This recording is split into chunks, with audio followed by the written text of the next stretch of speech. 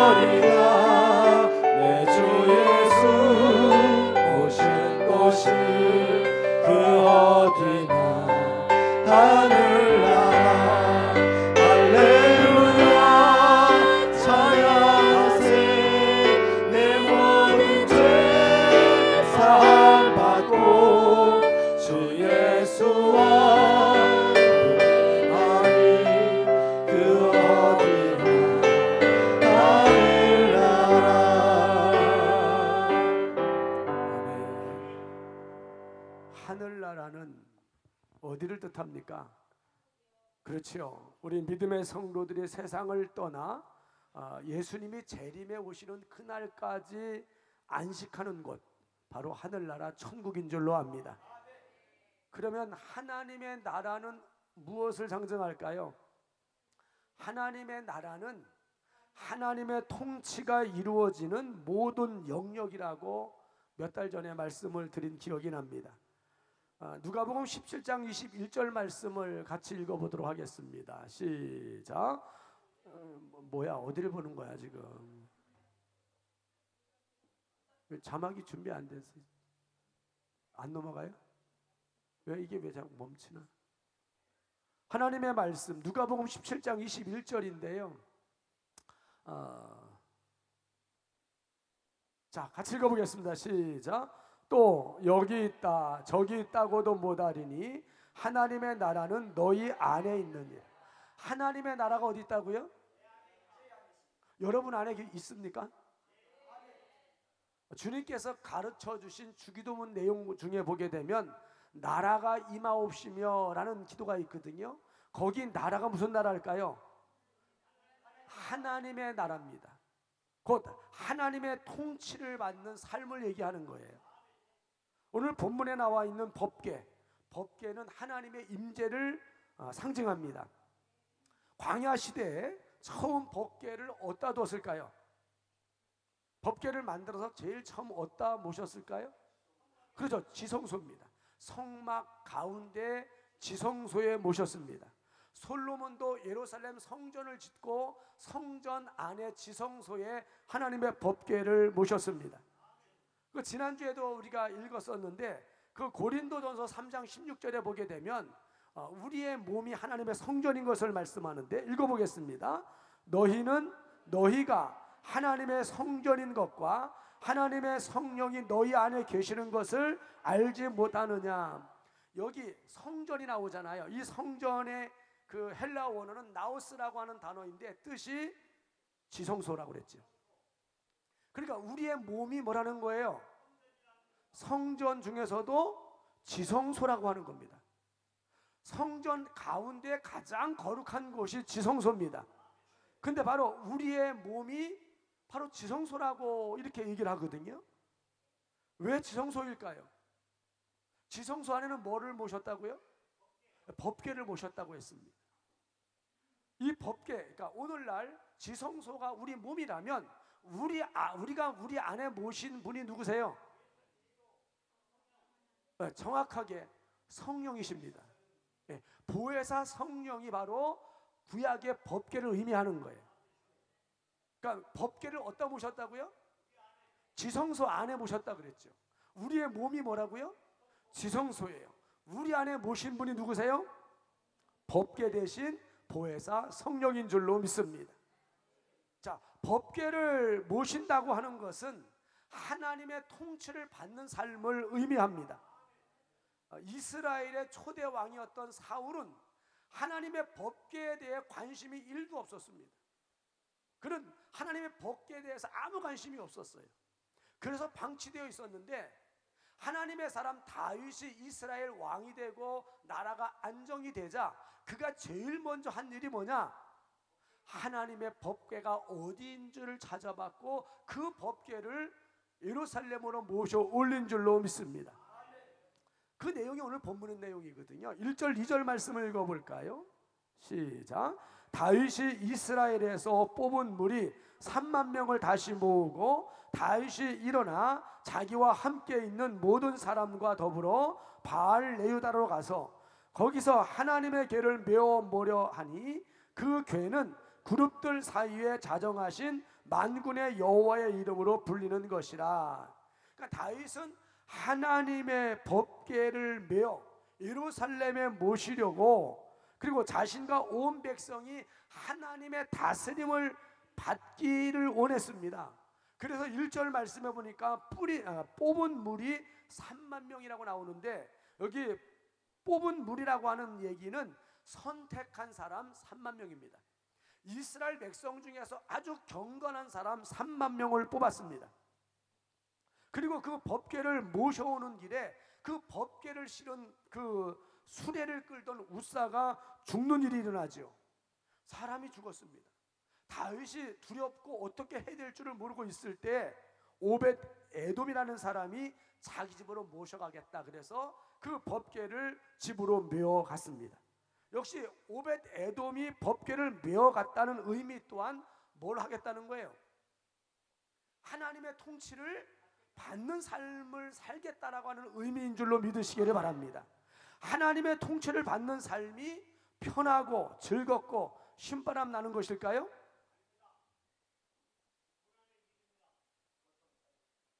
여러분, 갓 시집온, 그러니까 갓 결혼한 새댁이 시부모를 모시고 사는 일이 편하고 즐겁고 신바람 날까요? 솔직히 부담되죠, 그죠? 아마 얼마나 그 긴장되고 부담스럽고 걱정되겠습니까? 그 시부모를 모시고 산다는 게. 하나님의 법궤를 모시고 하나님의 통치를 받는 삶은 이보다 훨씬 더 두렵고 떨리고 긴장되는 삶이었으리라고 생각을 합니다.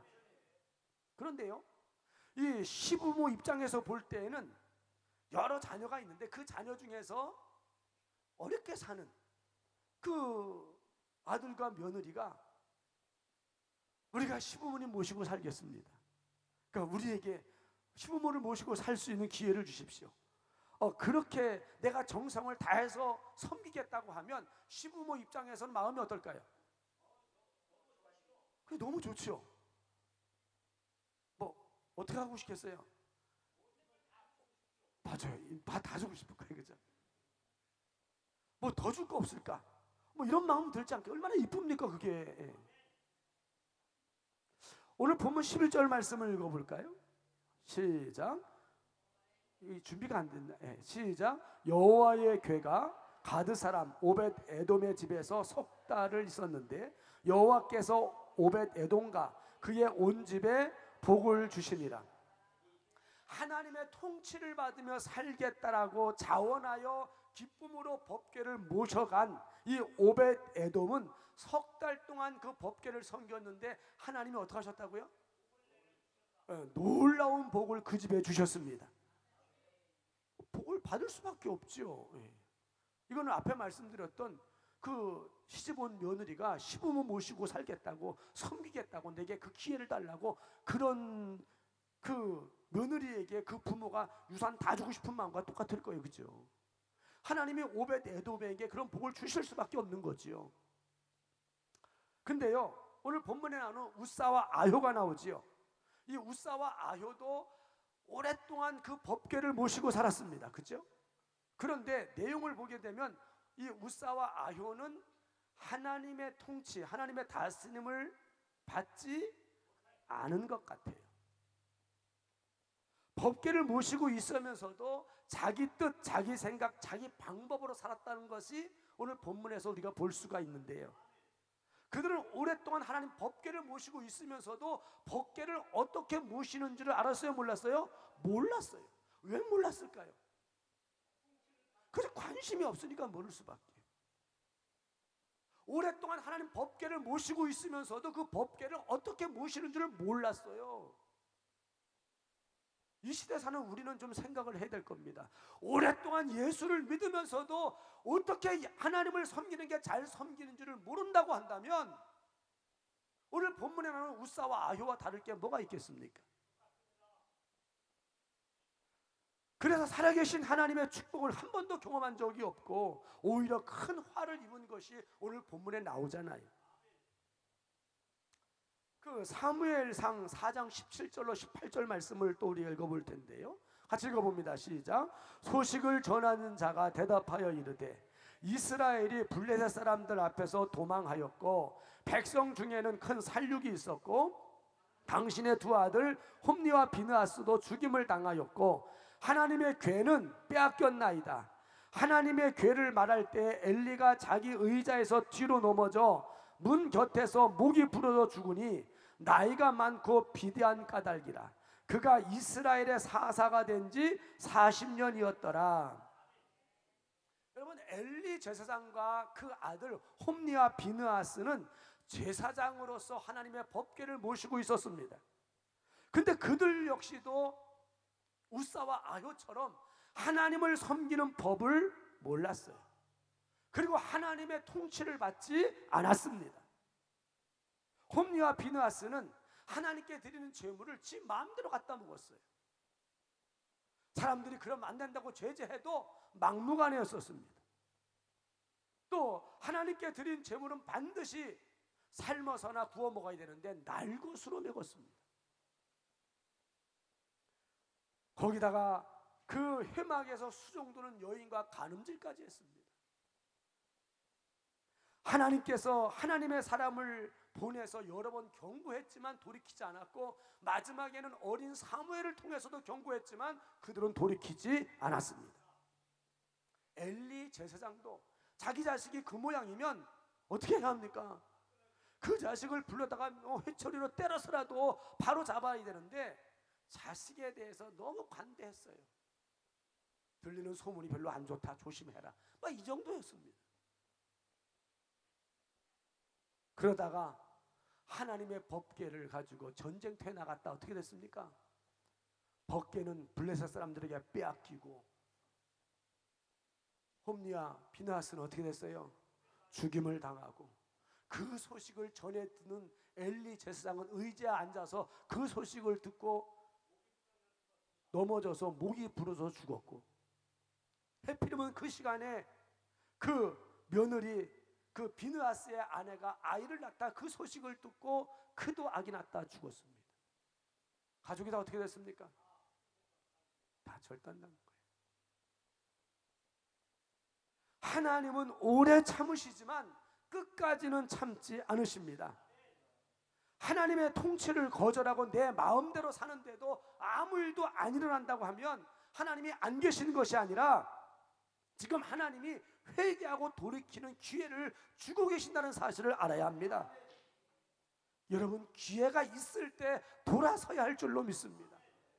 오늘 본문에 나오는 이 우사와 아효처럼 또는 이 홈리와 비나스처럼 오랫동안 하나님을 섬기면서도 하나님 섬기는 법을 모르고 하나님의 통치를 받지 않는 삶을 산다고 한다면 여러분 그 결과가 어떠하리라고 우리는 말씀을 통해서 가늠해 볼 수 있습니다.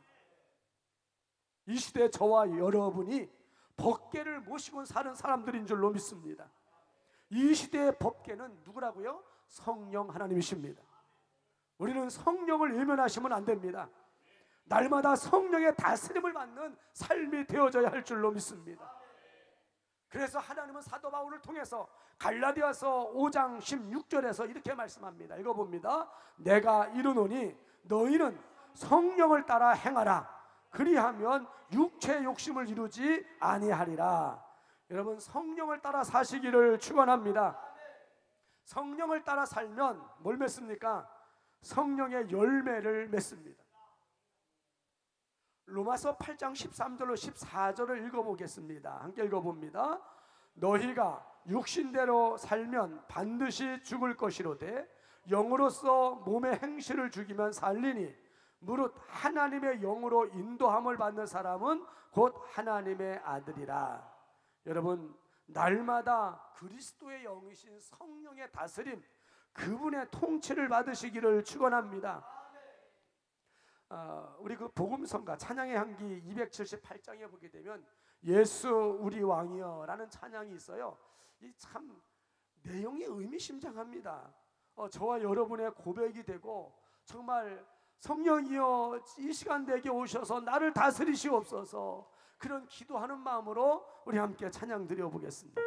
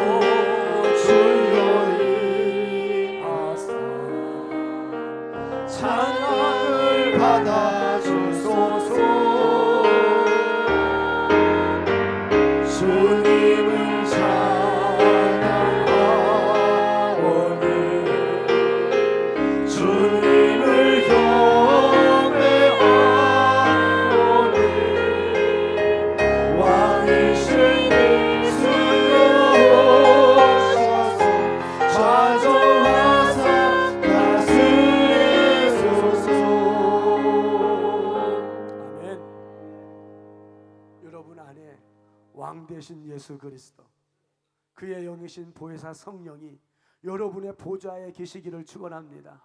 그리고 우리는 날마다 그분의 다스림을 받는 삶이 되어져야 할 줄로 믿습니다. 법궤를 집에 모신다고 하는 얘기는 성령을 통치 그분의 다스림을 받겠다는 고백인 줄로 믿습니다. 우리가 바로 이 시대에 법궤를 모시는 제사장들인 줄로 믿습니다. 날마다 그분의 통치 그분의 다스림을 받으시기를 바라요. 우사와 아효처럼 오랫동안 모시고 있어도 그분의 통치를 받지 않는다고 한다면 우사와 아효처럼 어려움을 겪을 수밖에 없습니다. 자, 법궤를 모시는 삶은 십자가의 좁은 길을 걷겠다는 고백과 같습니다. 오늘 본문 10절 말씀을 읽어보겠습니다. 시작. 다윗이 여호와의 궤를 옮겨 다윗성 자기에게로 메어가기를 즐겨하지 아니하고 가드 사람 오벳 에돔의 집으로 메어간지라. 법궤는요 매일 어깨에 매도록 그 채를 걸 수 있는 고리가 있습니다. 법궤에 고리가 4개가 있어요. 거기다 채 아시죠? 긴 장대같이 그거를 이렇게 껴가지고 어깨로 이게 매게 되어 있습니다. 그러니까 그 모양만 봐도 저거는 어떻게 운반하는 줄을 알아요. 왜? 그 고리가 있기 때문에. 그뿐 아니라 그 번제단, 분향단, 떡상, 등대 다 고리가 있습니다. 이건 다 어깨로 메어 모셔야만 되는 성물입니다. 쉬울까요? 어려울까요? 그렇죠. 어깨를 맨다는 건 쉽지 않습니다. 여러분 지게를 져보셨습니까?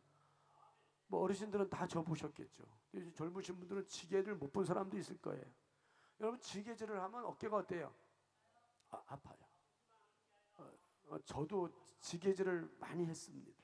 그래서 키가 못 컸어요. 조영근 장로님도 지게질을 많이 했나 봐. 키가 작아.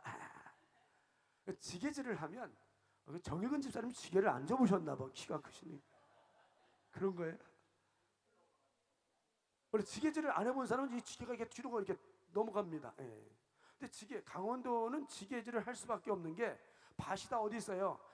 산에 있어서 거기 뭐 니아까도 못 올라가고 다 지게질을 해야 돼요. 아유, 고구마 엄청 쳐날랐습니다. 근데 어깨가 정말 아파요. 그러니까 이 법계라든지 번제단이라든지 분향단이라든지 떡상이라든지 뭐 촛대라든지 다 이게 어깨로 매어 섬기게 되어 있습니다. 쉬워요, 어려워요? 어렵습니다. 자, 그럼 오늘 본문 말씀 3절을 읽어보겠습니다. 3절 읽어봅니다. 시작. 그들이 하나님의 궤를 새 수레에 싣고 산에 있는 아비나답의 집에서 나오는데 아비나답의 아들 우사와 아효가 그 새 수레를 모니라. 자, 법궤는 어떻게 모셔야 된다고요? 어깨에 메어 모셔야 합니다. 그런데 우리가 지금 읽은 말씀에 보니까 우사와 아효는 법궤를 어떻게 했다고요? 새 수레에다 싣고 소로 끌었습니다. 왜 그랬을까요?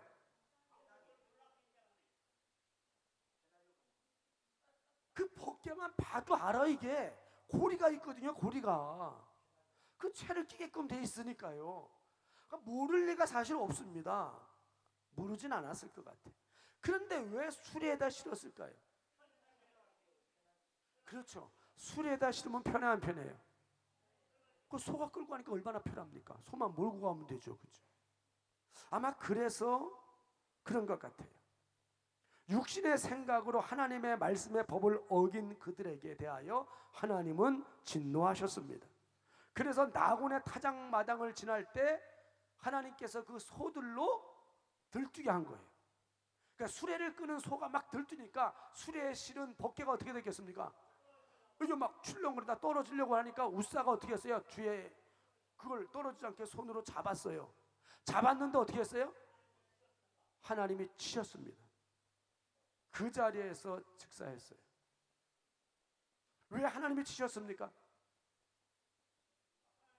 하나님의 말씀대 법대로 하지 않았기 때문에. 여러분, 우리가 법대로 살지 않으면 어떻게 됩니까? 처벌받죠. 하나님의 말씀대로 하지 않았기 때문에 그는 그 하나님의 진노로 죽임을 당할 수밖에 없었습니다. 여러분, 힘들고 어렵고 아파도 말씀대로 행해야 할 줄로 믿습니다. 베드로전서 2장 9절 말씀을 읽어볼 텐데 읽어봅니다. 시작. 그러나 너희는 택하신 족속이요 왕 같은 제사장이요.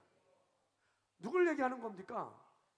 저와 여러분을 얘기하는 거예요. 따라서 합시다. 나는 하나님의 제사장입니다. 제사장이 할 일은 법궤를 매는 일입니다. 힘들다고 안 힘들다고요? 힘들어요. 어깨가 아프고 힘듭니다. 그래도 어떻게 해야 돼요?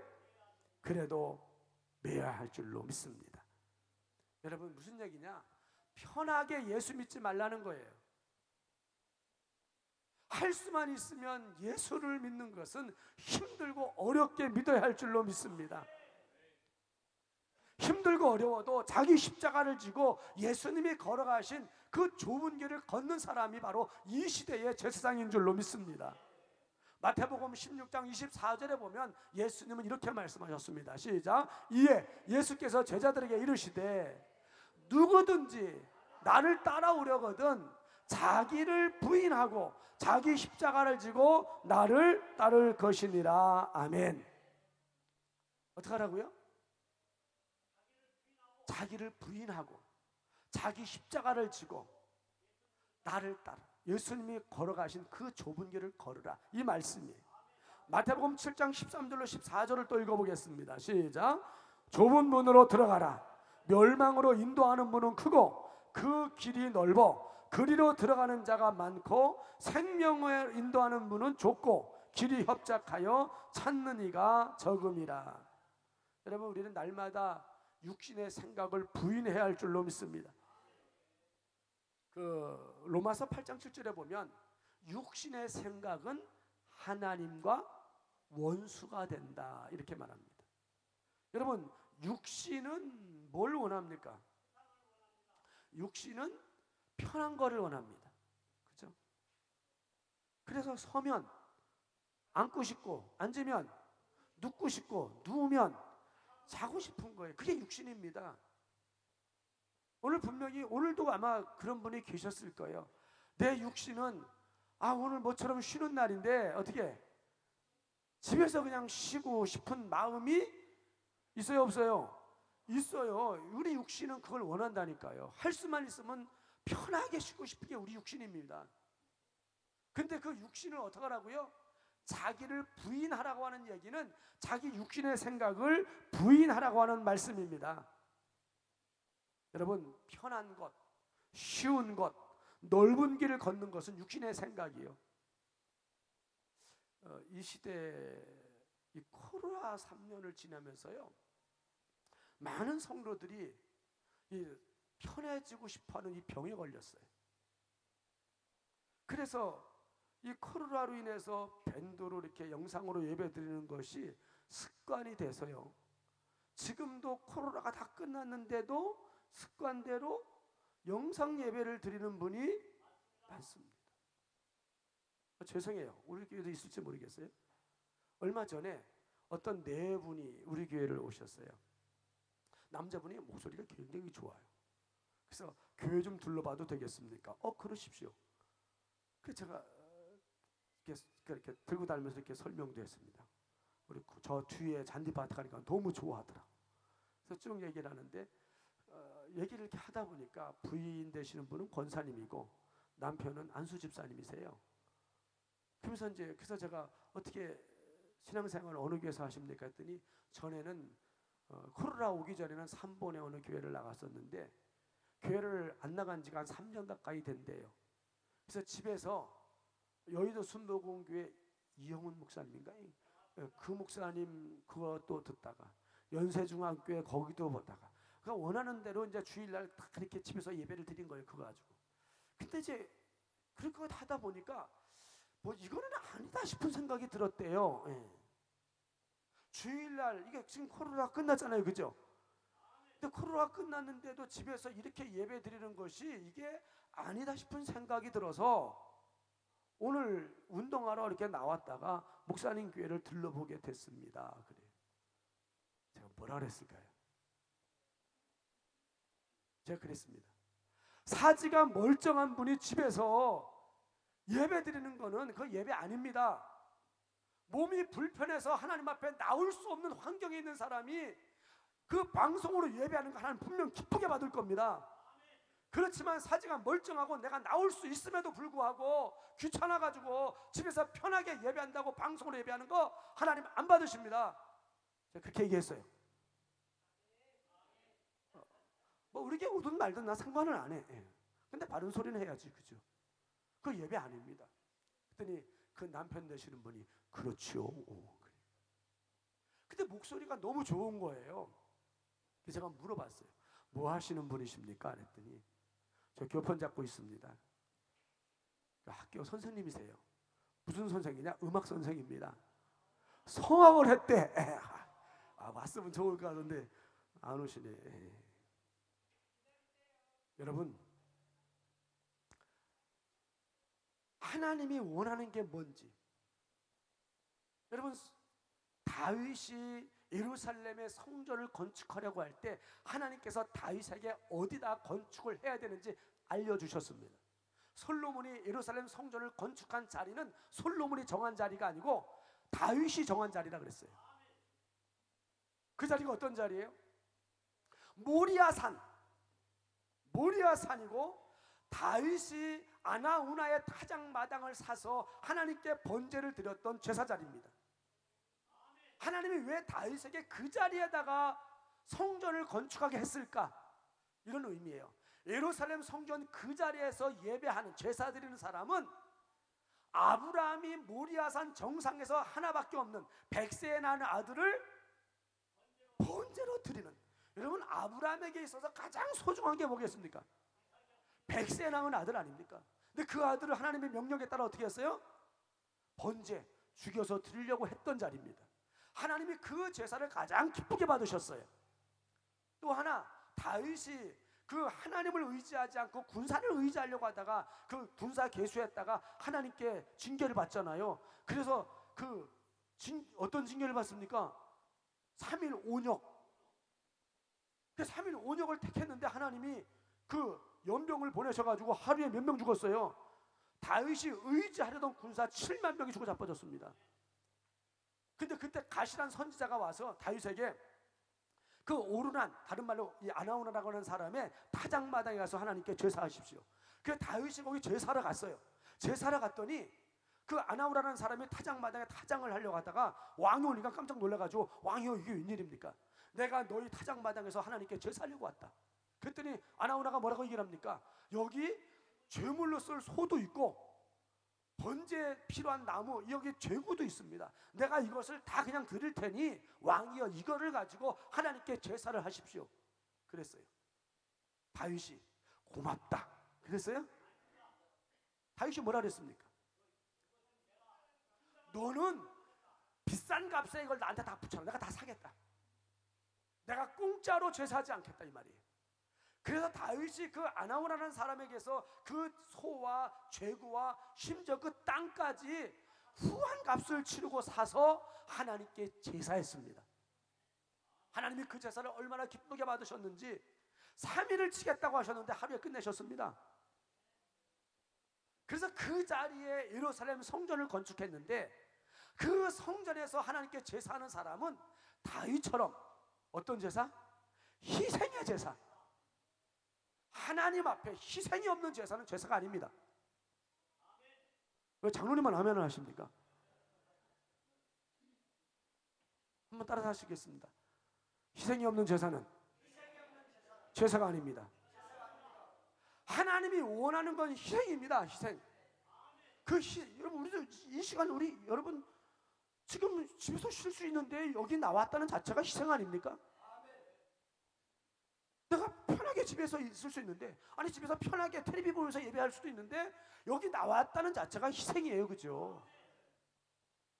아마 시간도 많고 멀쩡하신 분이 나온 것보다 진짜 어디 불편하고 힘든 분이 이 시간 힘든 그 상황 속에서 나왔다 하면 하나님이 더 크게 그 희생을 받으실 겁니다. 여러분, 뭐 드리는 헌금이 다 똑같은 헌금 아니에요. 나와서 예배하는 그것도 다 똑같지 않습니다. 사람마다 하나님 받으시는 게 다 다릅니다. 하나님은 많고 적음을 보지 않아요. 뭘 보신다고요?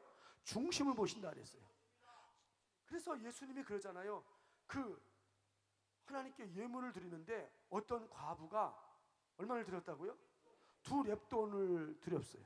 요즘으로 하면 한 2,000원 되는 돈입니다. 그걸 드렸는데 부자는 어떻게 드렸겠어요? 부자는 많이 드리는 사람은 또 어떻게 드려요? 드릴 때 봐라, 나 이렇게 한다. 사람들이 봐주기를 바라서 막 그렇게 하겠지요. 이 과부는요 너무 적어요. 그래서 어떻게 해요? 사람들이 볼까봐 좀 창피하잖아. 그렇지만 이 2렙돈은 뭐예요? 그 여인의 생활비 전부예요. 그거를 사람들 모르게 드렸는데 예수님 뭐라 그랬어요? 그걸 보시고 저가 가장 많이 드렸다. 왜? 하나님은 뭘 보시니까? 중심을 보시니까. 여러분, 하나님이 기뻐 받으시는 것은 우리의 마음의 중심인 줄로 믿습니다. 우리 육신은 어떤 걸 원한다고요? 편한 것을 원해요. 쉬운 것을 원해요. 넓은 길 가기를 원합니다. 그래서 할 수만 있으면 쉽게 신앙생활 하려고 그래요. 제가 노회장 그만뒀는데 노회장 할 때 들리는 얘기가 우리 노회의 한 목사님이 새벽 예배를 안 드린다 그래요. 그래서 왜 새벽 예배를 안 드리냐 그랬더니 코로나 때문에 새벽에 나오는 분이 없대요. 그래서 새벽 예배를 안 드린답니다. 그래서 제가 그랬어요. 그러면 당신하고 당신 사모하고 둘이라도 예배를 드려야 될 거 아니냐. 그래 안 그래요? 예배는 두 사람이면 가능한 겁니다. 그래 안 그래요? 저희 집사람 여기 저 없어요. 우리 개척교회 집사람하고 둘이 예배드리는 날 허다합니다. 성도 없어요. 둘이 예배 드리는 거예요. 나는 심지어 혼자서도 예배 드린 적이 있어요. 새벽 예배. 집사람 아파서 못 나오면 혼자 설교하는 거예요. 그 컨테이너 거기서. 누구 보고 누구 들으라고? 하나 아무도 그 아사마 누가 지나가다 봤으면 뭐라 그러겠어요? 미친놈 그러지 않았겠어요? 미쳤다 그러죠. 혼자 그 강대성에서 사람들이 있다고 생각을 하고 연습하는 거야. 그래 막 그렇게 하는 거예요. 저는 그런 거예요. 사람이 몇이 그게 문제가 아니라 내가 하나님 앞에 중심이 바르게 서야 된다는 거죠. 모르겠어요. 그 목사님이 새벽 예배를 드리라고 생각을 합니다. 오늘날 수요 예배, 철야 예배 없어진 교회 많습니다. 주일에 한 번 예배 드리는 사람 일명 썬데이 신자라고 얘기를 합니다. 허다합니다. 할 수만 있으면 여러분 힘들게 하나님 앞에 신앙생활 하시기를 축원합니다. 히브리서 10장 25절 말씀을 읽어보도록 하겠습니다. 같이 읽어봅니다. 시작. 모이기를 패하는 어떤 사람들의 습관과 같이 하지 말고 오직 권하여 그날이 가까움을 볼수록 더욱 그리하자. 그날이 가까움을 볼수록. 그날이 무슨 날일까요? 헬라어로 텐 헤메란이라는 단어를 쓰는데요, 예수 재림의 날을 말합니다. 그러니까 예수님이 재림에 오실 때가 되면 사람들은 어떻게 한다? 모이기를 패한다는 거예요. 점점 예배를 안 드리게 된다는 거예요. 이 시대가 그래 안 그래요? 이 시대가 그렇습니다. 할 수만 있으면 예배를 안 드리려고 그래요. 초대교회는 어땠을까? 초대교회 사도행전 2장 46절 읽어보겠습니다. 시작. 날마다 마음을 같이하여 성전에 모이기를 힘쓰고 집에서 떡을 떼며 기쁨과 순전한 마음으로 음식을 먹고. 일주일에 몇 번 모였다고요? 날마다 모여. 날마다 매일 모였다는 거예요. 매일. 믿으면 어디서 납니까? 들으면서 나요. 그러면 일주일에 7번, 8번, 9번을 들은 사람과 일주일에 한 번 들은 사람하고 비교해 보세요. 새벽 예배 드리는 분은 일주일에 몇 번 나와요? 새벽 예배 6번 나오죠. 있잖아요. 토요일 날은 새벽이 없어요. 6번. 그 다음에 철야 있잖아요. 그죠? 수예배 있잖아요. 그죠? 믿음은 분명 들으면서 납니다. 초대교회 성도는 날마다 모였습니다. 그러니까 그 시대와 이 시대의 성도가 다를 수밖에 없는 거예요. 믿음이 다를 수밖에 없는 거죠. 그래서 사실 매일 모여 예배하는 게 쉽지 않습니다. 얼마나 힘들겠습니까? 아프리카 새벽 예배 때 말씀드렸어요. 아프리카에 가면 어떤 지역에 강이 있는데 강이 아주 가팔라서 그 유속, 이 강의 그 강물이 너무 물살이 센 거예요. 그래서 거기를 건너려고 하면 막 사람이 떠내려 간대. 우리 옛날에 그 강 가면 있잖아요. 막 물살이 센 데 가면 어떻게 해요? 날라가 장난이. 물살이 세면 그 물속을 건너려고 하면 어떻게 해요? 물살 때문에 막 떠내려 가려고 그래요. 그죠? 그래서 거기는 그 강 유속이 너무 세기 때문에, 근데 거기를 건너야 되기 때문에 거기 양쪽에 큰 돌에다 구멍을 뚫어가지고 지게처럼 지게끔 만들어 있대. 양쪽에. 그래서 그 강을 건너려면 그거를, 그 무거운 돌지게를 지고 건넌답니다. 왜요? 안 떠내려 가려고. 그 무거운 지게, 무거운 돌, 그걸 왜 지겠습니까? 좋아요, 안 좋아요? 안 좋죠. 무거운데. 근데 왜 져야 돼요? 안 떠내려 가려고 하니까 져야 되는 거예요. 여러분, 사실 날마다 예배 드리는 삶이 쉽지 않습니다. 힘들어요. 고달픕니다. 근데 그 예배 짐 때문에 우리는 세속의 물결에 휩쓸리지 않는 줄로 믿습니다. 할 수만 있으면 십자가를 지시기를 축원합니다. 예수를 믿되 쉽게 믿지 마세요. 스스로 힘들게 믿으시기를 바라요. 새벽 예배 안 나온다고 누가 뭐라 그럽니까? 철회 안 나온다고 제가 전화가 난리 칩니까? 저는 그런 사람도 못 됩니다. 그러나 힘들게 신앙생활하는 건 누굴 위해서 하는 겁니까? 웃긴 분들 많아. 내가 열심히 신앙생활 잘하면 목사를 위해서 하는 줄 알아. 착각하지 마세요. 저는 한 사람이 있으나 10사람이 있으나 똑같습니다. 이제 하도 오랫동안 목회하다 보니까 저도 이제 33년째잖아요. 설교를 33년 하다 보니까 한 사람 있어도 하고 10사람 있으면 물론 많으면 좀 재밌어. 한 사람 있어도 상관없습니다. 누굴 위해 신앙생활 하는 겁니까? 여러분 복을 누가 받아요? 신앙생활 잘하면 여러분이 복을 받습니까? 제가 복을 받습니까? 나를 위한 겁니다. 주님의 말씀처럼 주님이 걸어가신 좁은 길을 걷는 여러분의 삶이 되어지기를 축원합니다. 마지막으로요, 법궤를 모시는 영광을 빼앗기지 않으시기를 바랍니다. 오늘 본문 말씀 3절 말씀을 다시 한번 읽어보도록 하죠. 시작.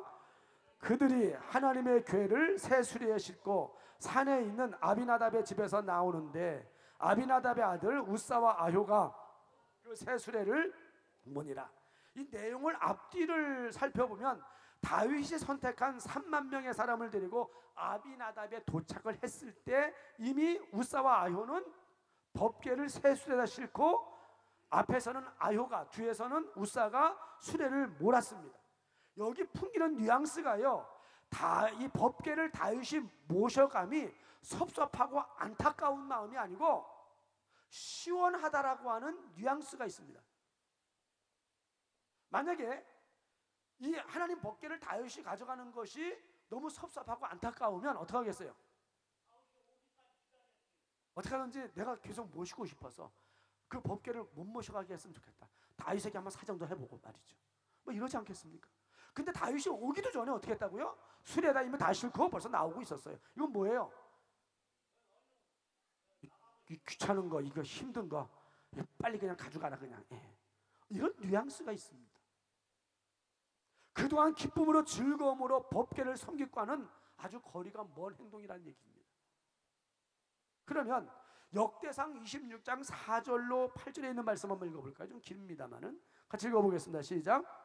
오벳 에돔의 아들들은 맏아들 스마야와 둘째 여호사밧과 셋째 요아와 넷째 사갈과 다섯째 느다엘과 여섯째 아미엘과 일곱째 이사갈과 여덟째 부올레데이. 이는 하나님이 오벳 에돔에 복을 주셨습니다. 그의 아들 스마야도 두어 아들을 낳았으니 그들의 조상의 가문을 다스리는 자요 큰 용사라. 스마야의 아들들은 오드니와 르바엘과 오벳과 엘리사밧이며 엘리사의 형제 엘리후와 스마가는 능력이 있는 자이니 이는 다 오벳 에돔의 자손이라. 그들과 그의 아들들과 그의 형제들은 다 능력이 있어 그 직무를 잘하는 자이니 오벳 에돔에게서 난 자가 62명이며 오벳 에돔이 낳은 사람이 몇 명이라고요? 62명. 여기는 아들만 얘기하는 게 손주들까지 하는 겁니다. 손주들까지만 해도 62명. 많아요, 적어요? 자손이 제일 많은 집안이 우리 교회 누구실까요? 조장로님 몇이에요? 9밖에 안 되네. 62명. 어마어마한 축복입니다. 그죠? 근데 오벳 에돔에 이런 복을 하나님이 주셨느냐? 여러분 3개월 뒤에 이 다윗이 법궤를 모셔갈 때 오벳 에돔의 가정은 어떻게 했습니까? 보따리 싸가지고 오벳 에돔에 온 가족이 법궤를 따라갑니다. 예루살렘에 가서 뭐 했습니까? 성전 문지기가 되었습니다. 누가 시켰습니까? 시키지 않았어요. 자기가 자원하여. 이 말은요, 내가 그 법궤에 따라가서 하나님의 통치를 받는 삶을 살겠다는 거지요. 그래서 예루살렘에 올라가서 자원하여 그 하나님의 성전의 문지기가 되었는데 하나님이 그런 오벳 에돔의 가정을 축복하셔서 그의 자손이 몇 명이라고요? 62명. 그들이 다 능력 있는 사람이었다라고 이야기를 합니다.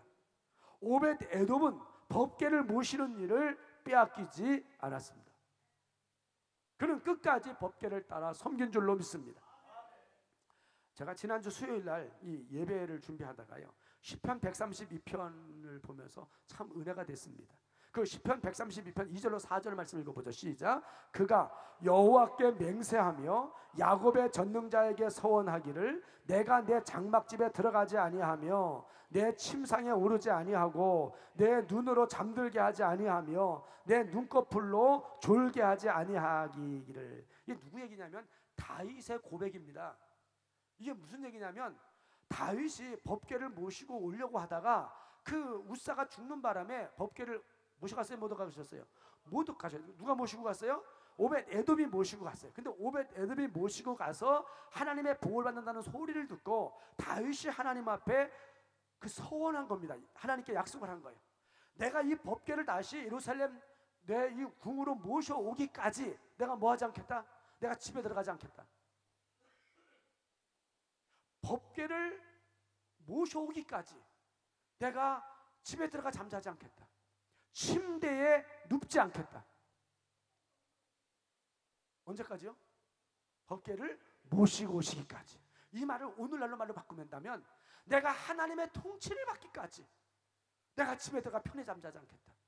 내가 침대에 누워지지 않겠다. 그래서 다윗이 그 3개월 뒤에 오벳 에돔의 집에서 법궤가 자기 집으로 들어올 때까지 그는 집에 들어가지 않고 그 왕의 집무실에서 쪽잠을 자면서 하나님의 그 법궤가 자기 그 집으로 들어오기를 그처럼 사모한 줄로 믿습니다. 여러분 다윗이 하나님께서 그런 다윗을 볼 때 하나님의 마음이 어땠을까요? 하나님의 통치를 받기 위해서 잠도 자지 않고 집에도 안 들어가고 그 쪽잠을 자면서 하나님의 은혜를 사모하는 그런 다윗을 얼마나 기뻐했을까요? 그래서 다윗에게 하나님께서 어떤 복을 주십니까? 천대의 복을 주십니다. 그 다윗의 그 유다 지파를 보면 유다 지파가 계속 왕이 누구에게서 납니까? 다윗의 자손이 다 왕입니다. 하나님이 다윗에게 천대의 은혜를 주셨고 다윗의 가문에서 예수 그리스도가 탄생하게 하셨습니다. 그런 복을 다윗에게 주셨어요. 왜요? 다윗이 그처럼 하나님의 통치를 받고자 하는 그 사모함을 하나님이 보셨기 때문인 줄로 믿습니다. 여러분 광야 40년의 이스라엘 역사를 보면 항상 광야길을 가잖아요. 그러면 12지파가 가는데 그 선봉에 누군가는 서야 되잖아요. 그 어르신들 기억나실 거예요. 저도 어렸을 때 장례가 나면 지금은 뭐 장례식장에서 하지만 옛날 다 집에서 했잖아요. 그 동네에 그 상여가 있습니다. 상여. 영숙이 상여 알아? 모르는데. 상여 아십니까? 상여를 몇 사람이 졌나? 한 50명이 졌습니다. 장로님 그건 이래 꽃상여 조그만 거고 장여 옛날 상여 큰 거 50명이네요. 그 위에 사람이 올라타가지고 그 종치면서 가잖아요. 뭐 기억나세요? 그 뭐한 조장님 그 뭐 한다 그래요? 이거 타가지고 그 무슨 꾼이라 그러는데 상 오래돼가지고 다 잊어버렸네. 있어요. 그 올라타가지고 이 동그랑 떠가면서 막 하자. 그 되게 구슬픕니다. 예. 그 상여를 매는 사람이 한 50명 동네 사람 다 맵니다. 그거 매면 담배 주고 수건 주고 물론 너 그거까지는 안 준 것 같아. 그러니까 하여간 저희 동네에서는 수건 주고요 담배 주고 그랬습니다. 근데 그거를 지는데요 그 한 50명이고 상여가 엄청 큽니다. 그게 한번 지나가고 나면 길이 납니다. 산에. 그죠? 그리고 옛날에는요 이 묘자를 쓰면 이런 동네 밑에다 쓰는 게 아니라 어디다 써요? 높은 산에 올라갔습니다. 야 여긴 산도 아니야 여기 진짜. 강원도 가면요 강원도 산이 산입니다. 그 강원 왜 이렇게 높은 데다 쓰는지 몰라. 위에서 내려다 보라 그러는가. 그러니까 그 높은 데로 올라가면요 이 상여가 올라가려면 비탈길로 올라가야 합니다. 그러면 앞에서요 그 막 큰 나무는 막 다 잘라요. 그 큰 게 지나가야 되니까요. 와, 요즘은 장난 치르는 것도 아니요. 앞에 막 그 빨간기, 홍기 막 그거 다 깃발 들고요, 쫙 가고요. 와, 진짜 멋있었어요. 근데 문제가 뭐냐면 그 상여를 맬 때 누가 제일 힘들어요? 그냥 맨 앞에 사람이 제일 힘든 겁니다. 왜 힘듭니까? 길이 있는 게 아니에요. 그냥 산이에요. 그리고 큰 나무만 자르지 웬만한 거는 그냥 내비둡니다. 지나가면 어떻게 돼요? 그거 딱 밟아가지고 그냥 길이 돼요. 예. 그 맨 앞에 있는 사람이 어떻게 해요? 제일 힘든 거예요. 다 밟으면서 가야 되니까. 맞아요. 그 키 작은 사람이 어디서 해야 합니까? 중간에 서면 아주 편합니다. 예. 이게 뜨니까 이게 내는 것도 아니요, 그죠? 예. 아무튼 말이죠. 그랬어요. 근데 이스라엘 백성들이 광야 40년 길에 광야를 도는데 광야에 길이 없잖아요. 그 이스라엘 12지파 백성들이 이제 가면 누가 제일 힘듭니까? 맨 앞에 가 있는 선봉에 선 사람이 제일 힘이 들어요. 거기 정갈도 있고 거기 뱀도 있고 뭐 그거 다 물릴 수밖에 없잖아요. 맨 앞에 가니까. 그런 어려움이 있습니다. 그런데 항상 이스라엘 백성 40년 길에 선봉에 선 지파가 어디냐? 유다 지파입니다. 유다 지파는 한 번도 선봉을 뺏긴 적이 없습니다. 성경에 보면 40년 동안 항상 선봉에는 유다 지파가 섰습니다. 힘들고 어렵고 굳은 일은 다 누가 했다는 얘기입니까? 유다 지파가 했습니다. 나중에 그 사사기 1장을 가서 보게 되면 가나안 땅을 정복하러 싸움을 하러 갈 때도 선봉에 누가 섰습니까? 유다 지파입니다. 여러분 싸움할 때 누가 제일 힘들어요? 죽을 위험성이 누가 제일 큽니까? 맨 앞에죠, 그죠? 근데 그 선봉이 바로 유다 지파라는 거죠. 하나님이 그걸 다 보셨습니다. 그리고 그 유다 자손들을 복을 주셨는데 지금까지 남아있는 저 이스라엘을 뭐라 그래요? 유대인. 지금 세계를 주름하는 민족이 유대인입니다. 그 유태인이라고 하는 말은 유다 지파 사람이란 뜻입니다. 하나님이 다른 지파는 다 없어졌고 오직 유다 지파를 지금까지 남아서 세계를 호령하는 세계 경제를 좌우지하는 민족으로 하나님 축복하셨습니다. 하나님은 행한 대로 갚아주시고 심은 대로 거두신다고 그랬습니다. 하나님 앞에 공짜 없습니다. 여러분 힘들고 어려워도 선봉의 자리를 빼앗기지 않는 신앙의 사람이 되어지기를 축원합니다. 마태복음 11장 12절 말씀을 보면은요, 같이 한번 읽어볼까요? 시작. 세례 요한의 때부터 지금까지 천국은 침노를 당하나니 침노하는 자는 빼앗느니라. 영적 싸움은 지금도 계속되고 있습니다. 언제나 하나님의 선봉에 설 수 있기를 축원합니다.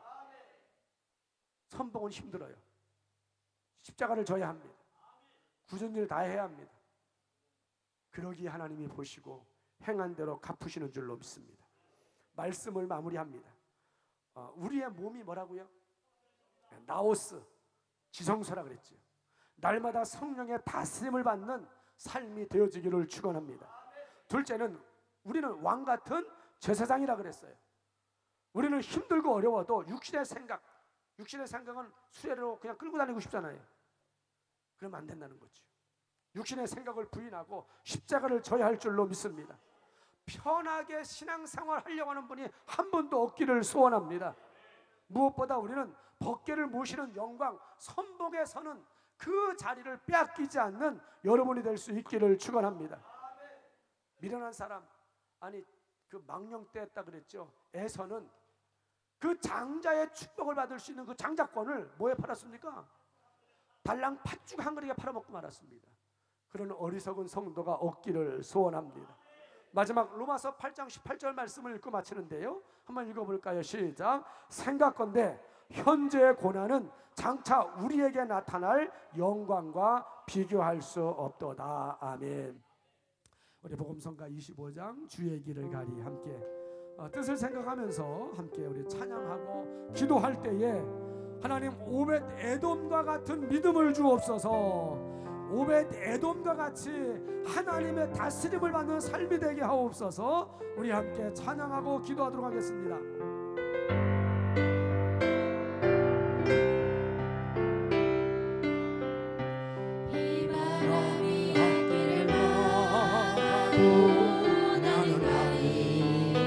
주의 길을 가리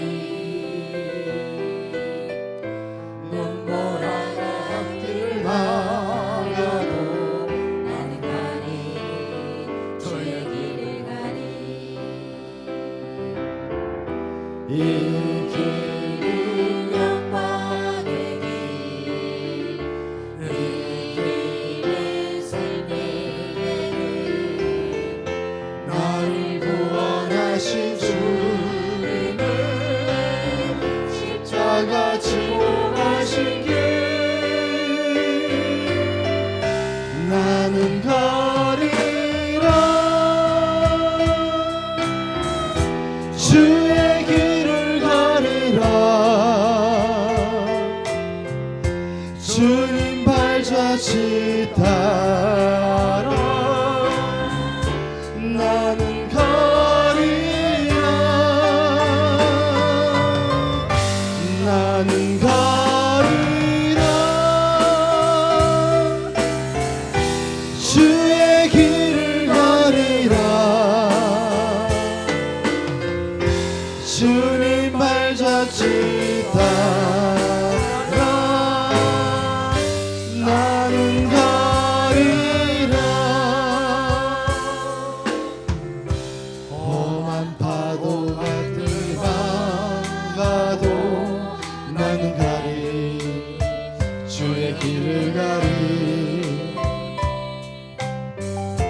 모진 바람 앞길을 막아도 나는 가리. 주의 길을 가리. 이 길은 고난의 길, 이 길은 생명의 길, 나를 구원하신 주님이 십자가 지고 가신 길, 나는 가리라. 주의 길을 가리라. 주님 발자취 따라 나는 가리라. 나는 가리라.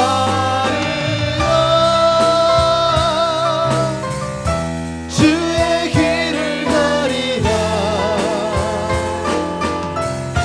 주님 발자취 따라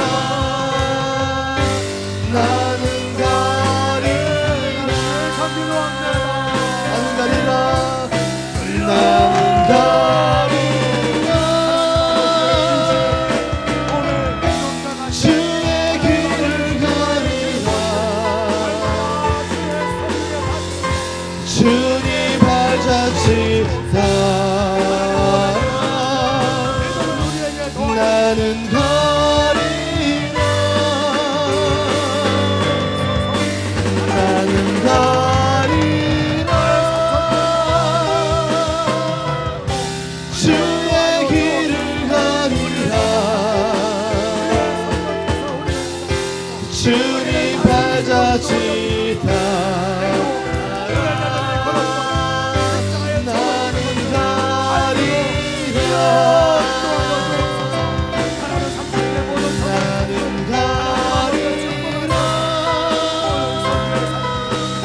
나는 가리라. 주의 길을 가리라. 주님 발자취 따라 나는 가리라. 나는 가리라. 주의 길을 가리라. 주님 발자취 따라 나는 가리라.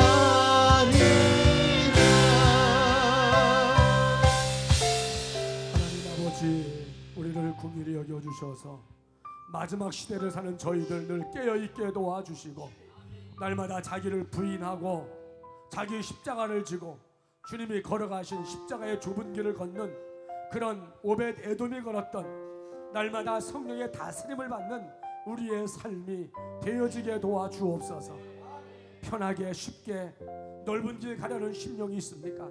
긍휼히 여겨주셔서 결단하게 도와주시고 힘들고 어려워도 법궤를 매는 삶이 되어지게 도와주옵소서. 이제는 우리의 선한 목자 예수 그리스도의 은혜와 하나님 아버지의 만극하신 사랑하심과 우리 성령님의 감화 감동 내주 충만 교통 역사하심이 마지막 시대에 하나님의 법궤를 기쁨과 즐거움으로 지는 우리 삼천개 모든 성도 되기를 원하는 모든 심령 위에 이제로부터 영원 무궁토록 있기까지 우리 주의 성령이 함께 하시기를 주의 이름으로 축원하옵나이다. 아멘. 주여 도와주옵소서.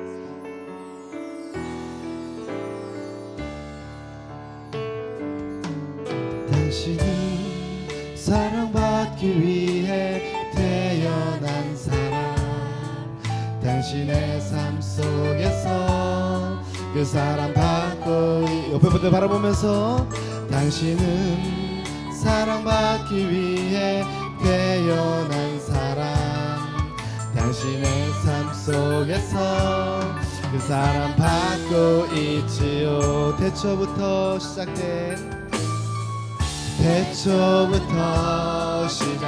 하나님의 사랑을 우리의 만남을 통해 열매를 맺고 당신이 이 세상에 존재함으로 인해 우리에겐 얼마나 큰 기쁨이. 여러분 축복합니다. 여러분 바라보면서 당신은 사랑받기 위해 태어난 사람, 지금도 그 사랑 받고 있지요. 아멘. 당신은 사랑받기 위해 태어난 사람, 지금도 그 사랑 받고 있지요. 우리 조시 함께 모든 영광 올려드리겠습니다. 할렐루야. 아멘. 감사합니다. 아멘.